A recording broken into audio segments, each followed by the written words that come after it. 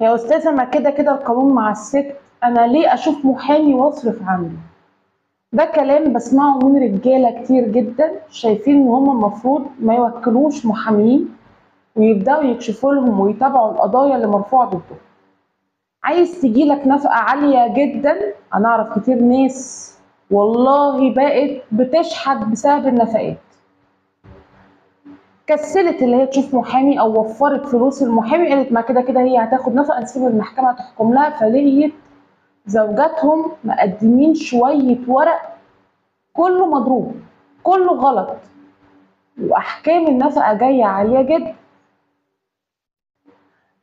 في كمان حاجه تاني، ساعات بنرفع تبديد المنقولات جنحة وأسرة، فيبقى عليك حكم في الجنح ويبقى عليك حكم في الأسرة، لا تبقى عارف تعارض في الجنحة ولا تبقى عارف تنفذ حكم الأسرة.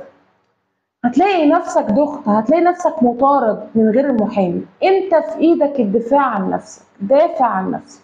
المحامي ما يقدرش يوعدك بحاجة اكتر من انه يدافع عنك ويجيب لك على قد يسارك النفق، لكن يمنع لك نفقه ويقول لك لا وهجرجرها لك والكلام ده ما تصدقهوش.